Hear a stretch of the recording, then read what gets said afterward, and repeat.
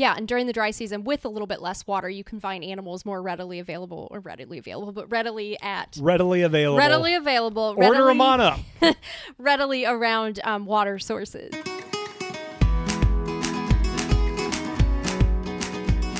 Hello and welcome to the Worldwide Honeymoon Travel Podcast, the podcast that talks about all things couples travel, including destinations, tips, advice, and more. I'm Chris. I'm Kat. And this is episode number 237. Yes, and we are still talking about South Africa. We are. We've got lots to say. We've talked about a panorama route, how much a South Africa trip costs, our whole itinerary for South Africa and Zimbabwe, Cape Town. Well, no, we haven't talked about Cape Town yet. Tips for South Africa. So many fun South Africa content that has been coming your way lately. And that is not about to change in this episode either. More fun South Africa content coming. Oh, I thought you said that is now about to change. And I'm like looking at my notes and I'm like, I don't think so. I don't know what episode you're talking about, but... But yeah, you mentioned... we just recorded how much does a trip to South Africa cost. We've been recording like fiends as of late because you are jet setting again. Yes. Bon voyage. Bon voyage. So yeah, all of it's kind of running together, but yeah, I am just doing my last minute things before heading out to Normandy. Yeah. Yeah. That'll be fun. Yeah. I have a question that I'm going to ask you that was asked of me today. Kind of like a trivia question. Okay. And it was a geography question, and I love geography. Okay. Big map guy. Okay. How many U.S. state capitals lie to the west of Los Angeles? How many state capitals lie to the U.S. west? state capitals. Okay. 2. 6. Okay, I thought it was going to be a trick question because I was thinking Alaska and Hawaii. Yep, you got those. But I know that Southern California, it kind of juts out a little bit. So I didn't know where Los Angeles jutted out. If Sacramento and Sacramento is further west than L.A. Yeah, okay. I didn't know that. So there's 3. Okay. Do you have any guesses as to what the other ones are? I'm guessing Olympia. Yep. What is Oregon's capital? Is it Portland? It's Oregon City. Oregon? No, it is Oregon City. What is Portland? It's Salem. Salem. Oh, well. Yeah. Yeah, it's been a while since I've done all the states. It's been a while, Salem. It's been a while, Salem. Yeah. So I'm guessing it's Salem. Well, yeah. no, Salem, Olympia, Sacramento. Okay. Honolulu. Okay. Juneau. Okay. What's the other one? Further west? Further west than L.A. And it's a state. It is a U.S. state capital. So it has to be a capital of a U.S. state. There's 50 of those. I can run through them if you'd like. Stop it. I don't know. Those are the 3 big western states plus Alaska and Hawaii. Nevada's capital is further west than L.A. Are you serious? I am. Oh, I guess. Okay, that makes sense because What is Nevada's capital? Reno. No. Carson City. That's City. It. Sorry. Reno's where they do Burning Man. With your apologies to Carson City. My apologies, Carson City. Isn't that interesting though? That's like one of those map questions that is just you have to think about it. Mm-hmm. Well, did you know that more people from the United States live further north than most Canadians? Hold on. Did you know that? So there are more people from the United States that live above Canadians. That live above more Canadians essentially, because there's that Toronto, Ottawa, that area where the Great Lakes and all that stuff are. That whole area is the bulk of the Canadian population. Obviously, it's not all of it, but the largest percentage of Canadians are concentrated there. And because that is so low deep, how the U.S. kind of goes up You have the Great Lakes, and then it goes up, and you've got like North Dakota, South Dakota, Montana, and then you have like the Northeast states. There are more Americans that live further north than Canadians. I would pay such good money for an artist to paint the northern border of the U.S. just as how you described it. So Canada, it goes low, she goes deep. She goes What's low happening and then? Then it perks back up again as it butts North Dakota. We have North Dakota, you have South Dakota, you have Montana. It doesn't. Well, South Dakota doesn't, but whatever. Anyway, it's fine. I just enjoy. But yeah, I don't know. I like those. I like those little fun facts. What am I saying? Yeah, fun facts, There trivia facts. Do you have a highlight in the past 48 hours? Yeah, we went for a nice little hike yesterday. Well, and I say little. It was supposed to be a 3.5 miler, and as I've probably expressed in podcast episode past, that Christopher, whenever he wants to go hiking with you or running with you in the woods, he's gonna lie. It's either gonna be I miss. Either it's going to be a different length than you thought it was going to be, or the elevation is going to be far more significant than he originally states. Most of the time, that's on a run. When I'm like, oh, are we going on a pretty flat trail today? And you're like, yes, we are, Catherine. It's going to be great. And then we get there, and it's way hillier than you let on. This time it was a hike, but it was way longer. It was about 1.1 miles longer. And that's because it was still fun. It was fun. And I didn't realize that they were not counting a portion of another trail that like intersected with the one that we were on as being a part of this trail. Do you ever see those map scale things that are like an inch is like a mile? Yes. Yeah. Well, it was nice. I mean, it was described as a retreat from an urban environment, which, I have started to view the valley as that. Yeah. A nice retreat from urban life. No, it was a lot of fun. Thank you for finding the hike. You're fun welcome. was had all around. Some would say it's a retreat from urban life. It was. No, it was. Literally as it was described. It really was. It was a very lovely hike. Quite. Beautiful flowers. Nature was lovely. Yeah. Yep. My highlight was meeting up with my folks and doing some trip planning. Mm-hmm. Especially due to some reasons that I will talk about later in this episode. But that was pretty fun. Okay. Yeah. Anything else? Nah, let's get into today's episode. What are we talking about? Alrighty. So way back in episode 4, which was released April 3rd of 2019. Well, actually, before I get into that, can I tell you something that was really funny that we said in that episode? What? We were talking about first of all, this was about a first-timer's guide to a safari in South Africa. And one of the things that we were talking about is how it was such an epic trip to South Africa. And we were like, we'll have to see how it compares to all the trips we have planned next year. Well, no, because that was before we went to Peru and all that. So we did a lot of traveling in 2019. We Peru, did. The Christmas markets, Paris. We did, but we didn't say the trips that we have planned this year. We said the trips that we have planned next year. Oh, goodness. LOL. Well, I still remember, I think at the end of the year, we were like, this is where to travel in 2020. Your living room. Yes. Alrighty. To your couch, to your fridge, to your bedroom. You also called me Chris in that episode, which was like jarring to hear. You never call me Chris. I know. I don't know. It's because maybe it was like a casual vibe that episode. I don't know. But I remember listening to it back too, because we both listened to that episode to get ready for this one to kind of compare. And yeah, it was weird me calling you Chris, because I either call you Christopher in front of people or Kisses, which is the nickname I give you. Thanks. Which is I guess came from Christopher. I don't know. Fair enough. I changed the name. Like our cat is Puff instead of Professor. I don't know. This is a long intro to this episode, but sorry. So way back in episode 4, April 3rd, 2019, we talked all about a first-timer's guide to a South Africa safari. This included tips on when to visit, where to go, and what to expect. So in September of 2017, we visited Simbavati River Lodge, absolutely fell in love with it. In episode 4, we talked about how our trip to South Africa, we actually enjoyed that trip more so than our honeymoon, at least at that point in our lives, which was kind of cool.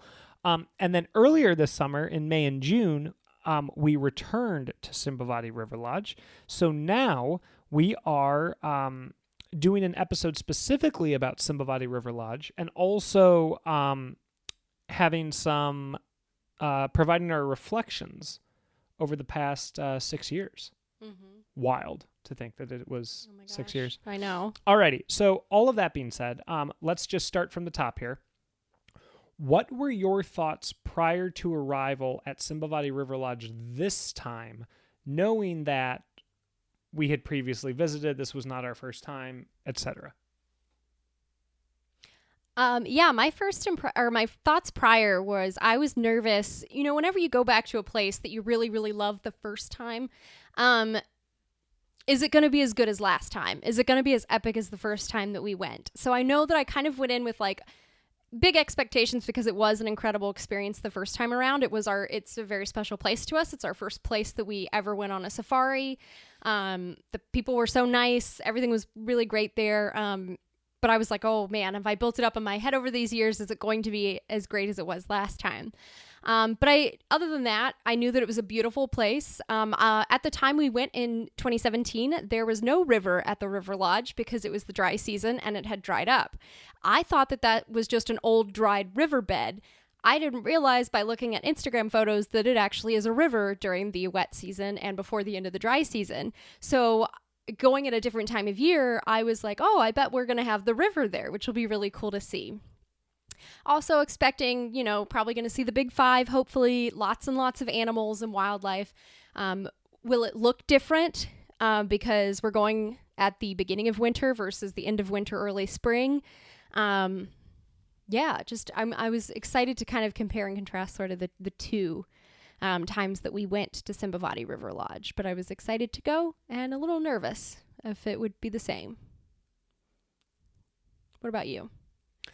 I wrote down 2 words. Okay. Excitement and nerves. Okay.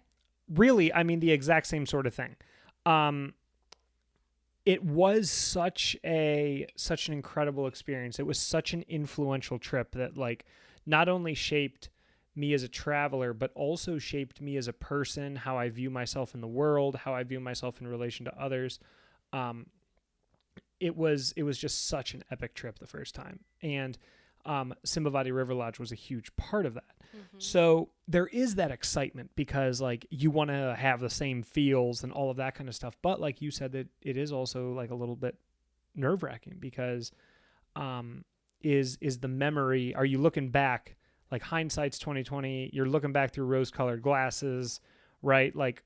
Were you building it up a little bit too much in your mind? So yeah, I shared your sentiments prior to arrival. Well, and we also were going wide-eyed, bushy-tailed. This is our first trip ever to Africa in 2017, period. Our first trip to South Africa, our first time ever going on safari. So we had nothing to compare it to.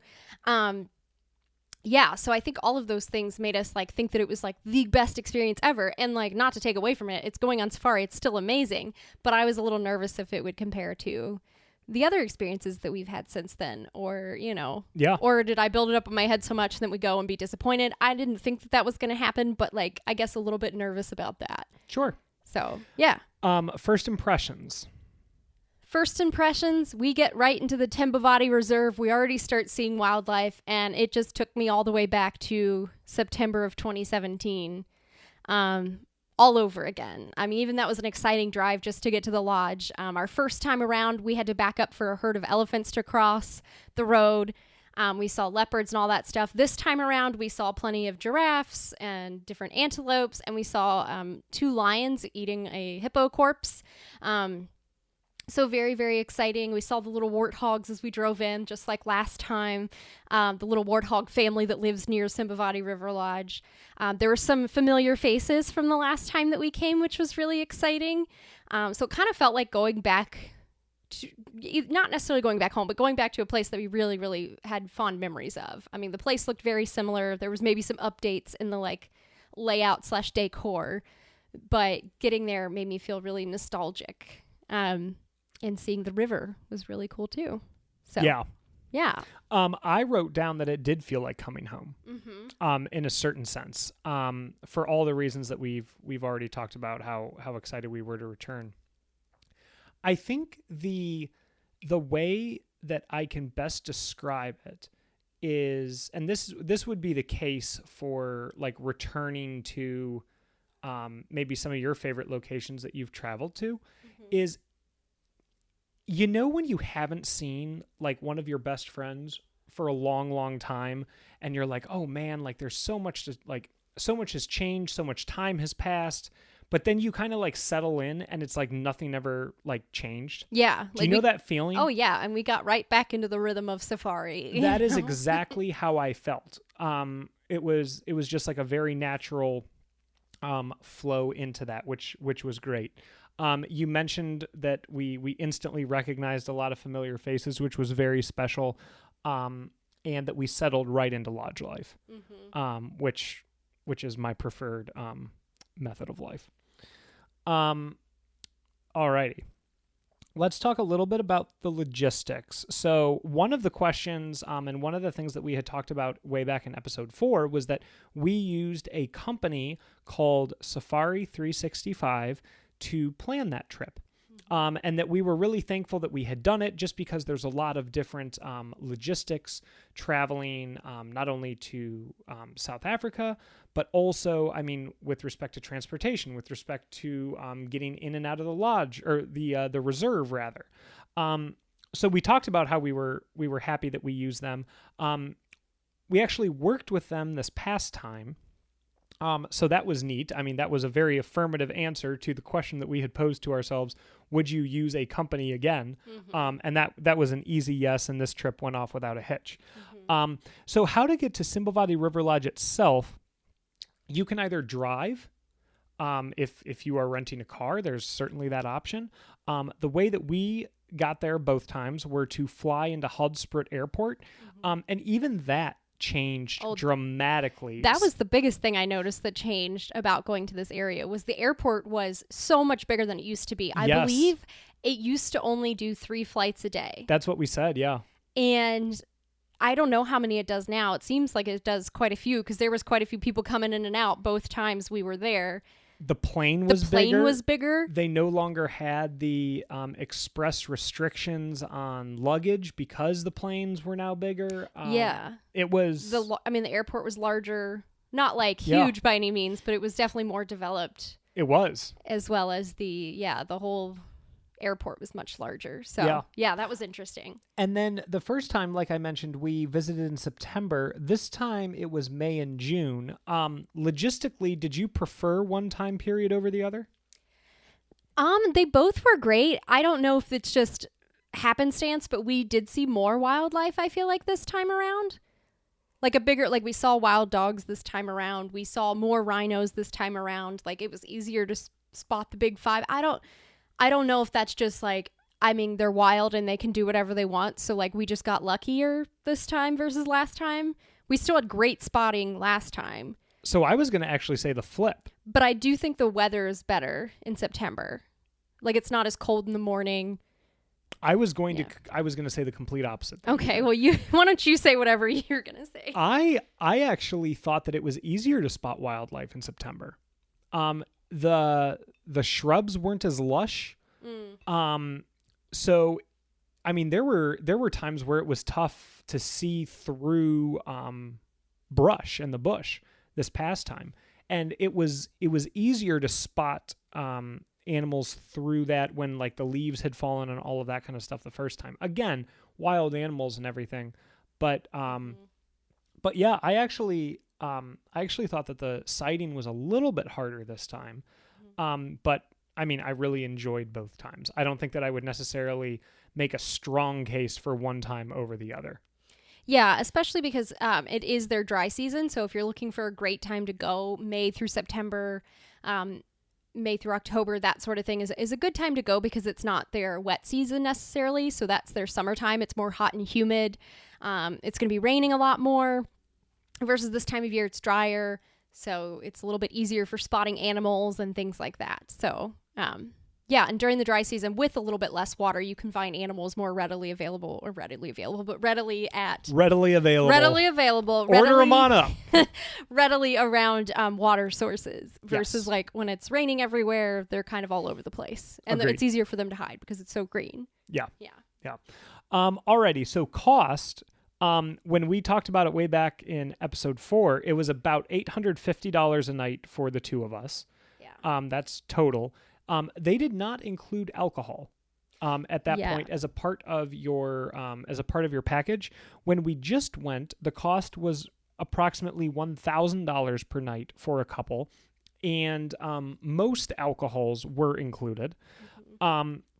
And then starting in 2024, it looks like the price is going to increase to $1,060 per couple per night. Mm-hmm. So, prices are going up. Mm-hmm. Yeah, that's all I really have to say about that.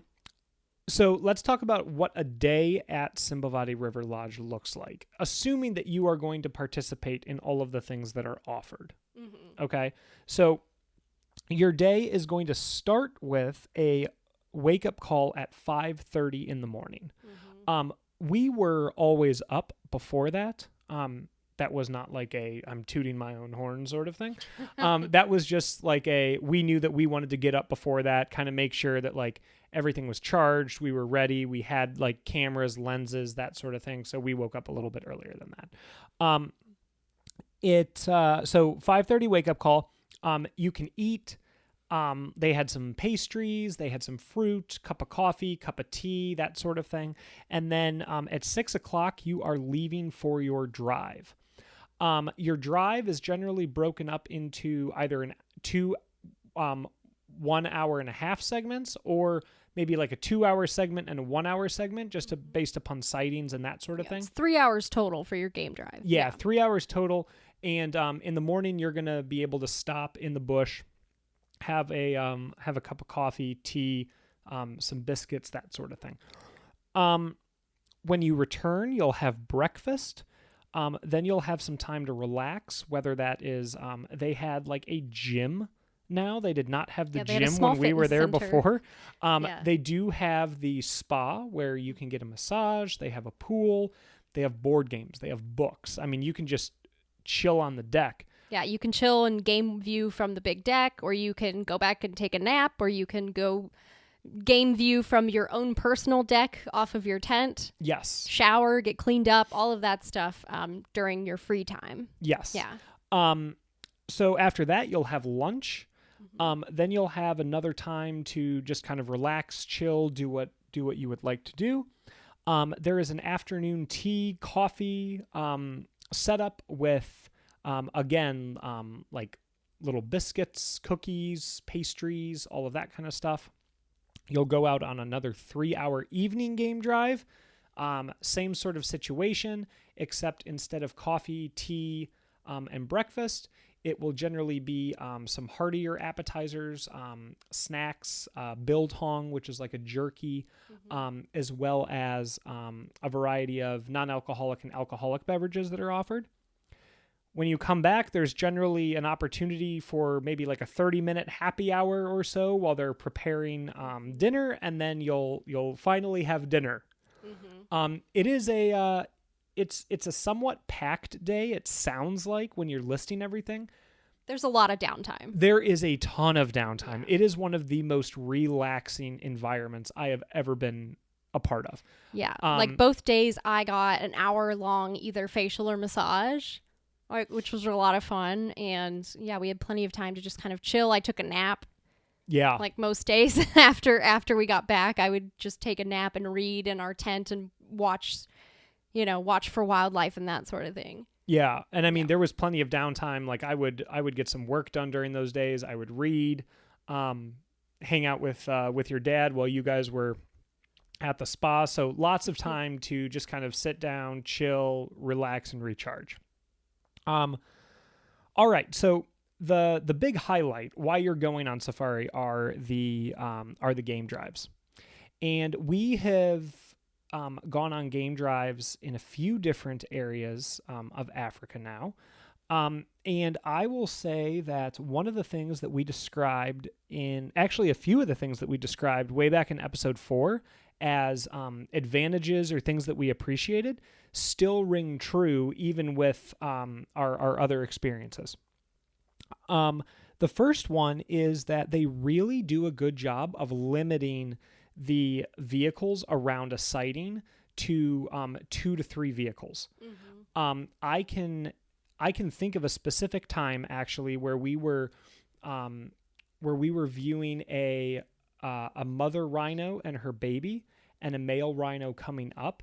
And we had been there for a while, and our guide actually turned around to us and he said, "Hey, there's a vehicle that's waiting for our spot. So we're like, get your last few pictures, all of that kind of stuff. We've been here, I mean, probably for like 10 or 15 minutes at this point. Mm-hmm. We'll move out so they can move in."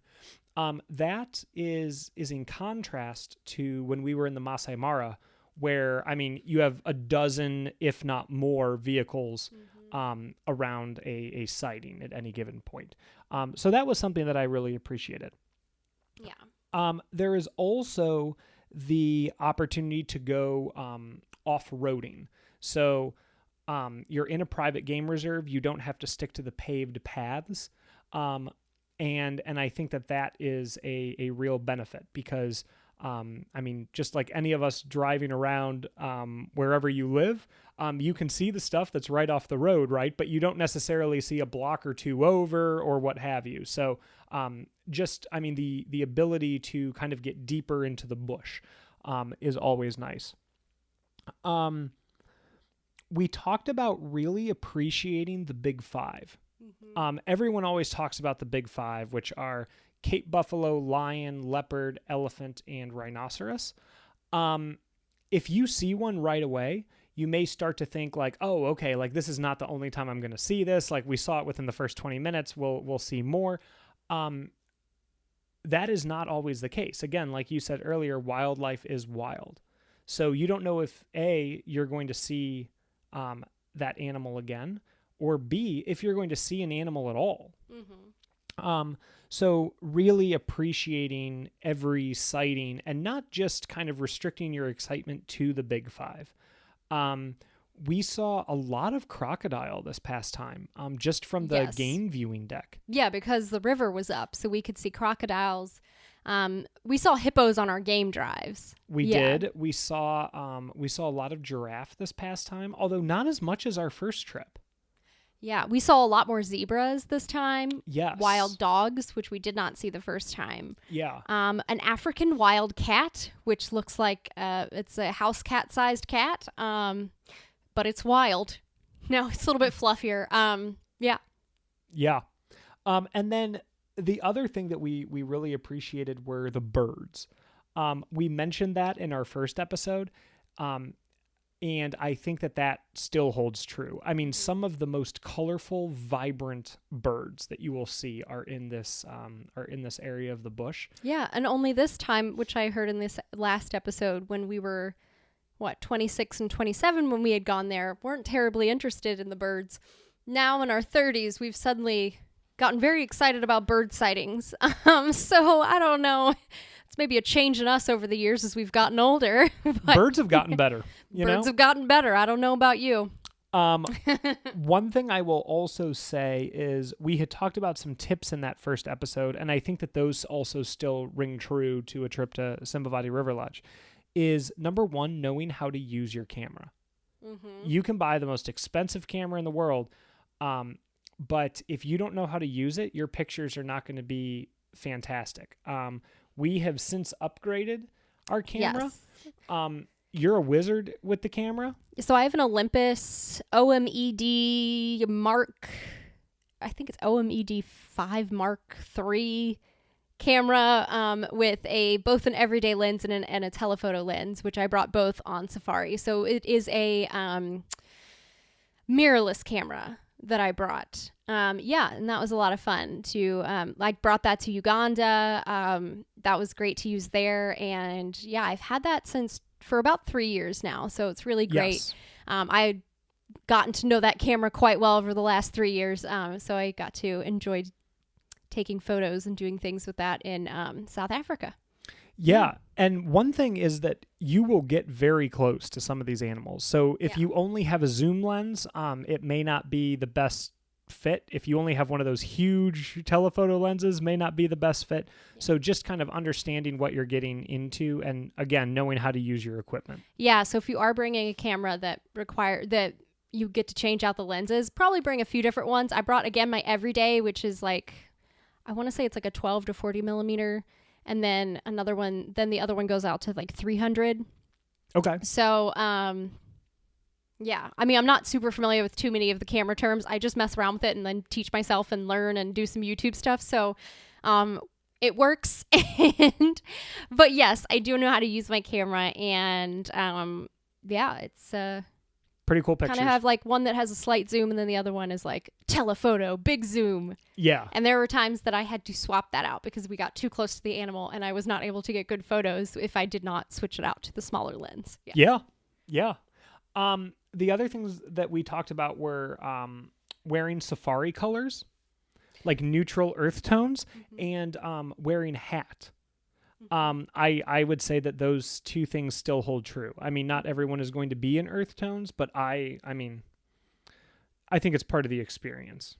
You want to dress the part, right? Yeah. Like I have like a cute jumpsuit that's like an earthy, yellowy, brownish color that I wore. And then our Stetsons, because we bought those for Uganda. And then I have like a olive colored safari looking dress, and then I also wore like running leggings and running shorts, just like I did last time, with earth tone tops and tennis shoes. And that worked just fine. But it is cold in the mornings and the evenings. There was one morning where it was so cold that we literally, like, we had all of our things on, like, and we were still really, really cold. We had to put a blanket on us and stuff too, which they do provide blankets in the safari vehicle. So if you're going during the winter time, it might be warm during the day, but it can be quite cold with, chilly temperatures in the morning, where you're probably going to want to wear like a hat, maybe earmuffs, some thicker clothes, different layers, gloves, all of that stuff, because it can be pretty cold in the mornings and even as it turns into nighttime too. Yeah. All right. I am going to ask you this question first. Okay. Do you remember what your highlight was from the first time? Do you remember what you said in episode 4?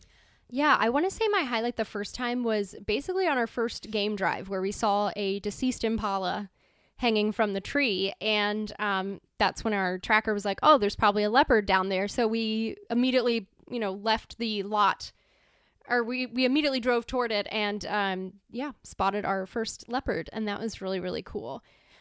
This second time, or do you want me to go... Yeah, talk about this time? That's what I was going to ask you.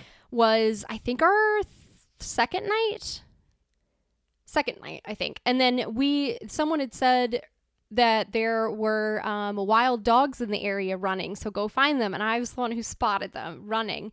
And they were running towards the watering hole. So we just set up camp. We just hung out at the watering hole for a bit. We saw the wild dogs coming in. There was a huge pack of them. It was so cool watching them play with each other and drink water and keep running. But, and we tried to kind of see where they were going, but then they passed into another reserve, so we couldn't go in there. But then we come back to the watering hole to get, cross the street back into the watering hole area. And there was a mama rhino and her little baby. And it was a little baby hanging out. And then we saw a male rhino start running towards them and then trying to act all cool. And then the mama rhino was like, making noises at him, like, please get away. I've already got a baby, like all that sort of thing. And then finally he tries to act tough and mark his territory or whatever, but he didn't get any closer. And then it was just fun watching the wild dogs interacting with each other, then the rhinos interacting with each other. I definitely think that was the most exciting game drive at that point. Yeah. So my highlight from my first time, it was the sheer power and size of the wildlife. And specifically, I talked about when a lion that was lying down stood up. And I was like, okay, it's just massive, right? My highlight this past time, I wrote down being able to get in the middle of all of the wildlife, and that's what your highlight was what I was thinking of. That was an action-packed watering hole for us this trip. Our very first evening, there was a herd of over 100 Cape buffalo that came up and drank from the watering hole, and we were parked on the other side enjoying a sundowner. Yeah, we saw Cape buffalo on our first day. Yeah. That time. We had seen all the other big five like a couple times over at that point, and we still hadn't seen Cape buffalo until our last night on safari last time. This time we saw quite a few Cape buffalo. Yeah. Rhinos, all the big five. Yeah. So I think if I had to choose one specific moment, I would say the African wild dogs. It was an animal that I really, really, really wanted to see. So the fact that we were able to kind of be in the middle of the pack, watch them interact with each other, play with each other, drink the water, run around, it was just really, really neat to see them interact. So I would say that was my highlight this past time. Do you have a meal or a drink that really stood out to you? I just really enjoyed all the local wine that they had from South African wine as far as like drink, but I would say my favorite meal, I mean, I think anytime we had like every other night they basically had a sit down dinner where you like chose from a menu, like a starter, a main, and a dessert. And then every other night they would have the bama, which is like their big barbecue braai, where it was sort of like a buffet where they would cook everything and you'd pick what you'd like. And I really liked those nights because I really enjoyed getting to try like the local stuff. Like pop and chakalaka was really, really good. The mulva pudding was always really good. That was probably my favorite. I like the braais as well. Yeah. I always look forward to those. Just kind of it's a nice communal environment. The guide is eating with you. And you get to try just a whole bunch of the local cuisine, which is fantastic. I will give a shout out to amarula. I love amarula. I know you do. What is it? A wine liqueur? I think it's called. It's made from the fruit of the marula tree. No, I know that, but I could have sworn maybe a fruit liqueur. Yeah, it's a fruit liqueur because it's made from the fruit of the marula tree. Okay. Yeah. So, but it's like a cream liqueur. If I could compare it to anything, maybe like a Kahlua, but still different, or a Bailey's, but it's still different. You know what I mean? It is a cream liqueur, a nutty citrus-driven cream liqueur. Yeah. So yeah, I love it. I had my fair share of amarula there. And it's It's a South African liqueur. It is very, very good. I will say that this is the place that I've had the best food on safari. I think out of all the places we've been. All of the places we've been. Yeah. Yes, I would agree with that. Yeah. I would agree with that. I thought they had pretty good food. Yeah, nice. Absolutely. Not that by any means is like going to make or break, I guess, a safari experience. But if you're thinking about lodges and you like food, they've got good food there too. They do have good food. Yeah. Alrighty. All of that being said, would you go back? Yes. I would like to also check out other Simbavati Safari Collection lodges too. But okay. I really enjoyed Simbavati River Lodge. I always think it's such a delightful place to stay. The people are nice. The staff's friendly. Great amenities. The experience always is great wildlife. Yeah. I love the tent. The whole thing. I really enjoy it. I really don't have really anything bad to say about it. I don't either. I would definitely go back. What about you? I would absolutely go back. I mean, it really is kind of a glamping or a luxurious safari experience. I don't know if we mentioned this earlier, but I mean, in our tent, we had number one, electricity. We had a refrigerator. We had air conditioning. We had a ceiling fan. Yeah.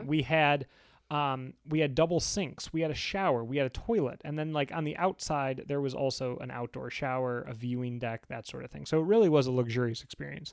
Mm-hmm. I would absolutely go back. And I'm going to say that I would also, like, if you're thinking about this, if you're on the fence, go now. Mm-hmm. It's only getting more expensive. I mean, not just at this place, but in general. I mean, inflation and things like that. But Yeah. Yeah. Safaris are more expensive these days. They are. And at the top of the episode, I talked about how trip planning with my parents was my highlight from this past week. I will say that like you can always plan for the future, but the future has a funny way of kind of throwing a wrench or what have you. In episode 4, we had talked about how we got back. We had talked to my parents about going there.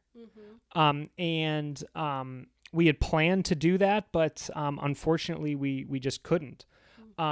So, I mean, I think I've said this in I don't know how many episodes now, but like travel now, travel often. Do it as soon as you can, do it as often as you can, because you never know what the future holds. Yeah. Do you have any closing thoughts? Just Simbavati was great. I already miss it. I miss it every time we leave. Yeah. It was the first place that made us fall in love with safaris, and it has been a springboard for us into many, many other trips that we've taken with safaris and wildlife. Yeah. And all of that stuff since then. I agree. It was really a springboard to some of our wildlife travel and our love for that. Yes, between Uganda and going gorilla trekking and chimp trekking and safari, the Masai Mara, Amazon, Peru, the Peruvian Amazon, Costa Rica when we went to the Oast Peninsula. Yeah. It's really inspired a lot of our trips. It has. Yeah. I also have one closing thought, because I think that just like how just how I said, like, you don't really ever know what the future holds. It's also kind of neat to be able to reflect on an experience like this 6 years later. And I do want to say that this was there was a neat element of me being very, very proud of you this past trip, because like a lot of the stuff that we were talking about that first time around, like would we go back? Yeah. Would we use Safari 365 again? Yeah, absolutely. And here we are going back, and then you actually worked with Safari 365 this past time. Yes. So it goes to show how incredible not only the trip is and that Simbavati River Lodge is, but also all of the incredible work that you are doing. So I just wanted to say that. Thank you. You're welcome. Yeah, and I did want to point out, we did pay full price for Simbavati River Lodge our first time that we went. Loved them so much, requested that we go with them again when we were working with Safari 365, and they gave us a discount for this last trip, but totally worth it. We would have paid full price regardless. I mean, we loved it. That's why we specifically requested to return here as opposed to going somewhere else.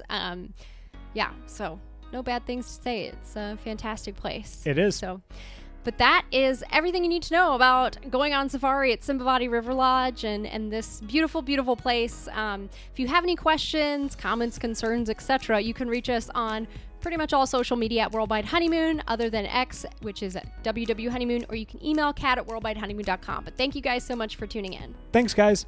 Thanks for tuning in, and don't forget to rate and review our podcast. It takes less than a few minutes and really helps other people find us. Also, if you're enjoying this awesome free information on both the blog and podcast, when you're booking your next trip, head over to worldwidehoneymoon.com/resources and use the links provided.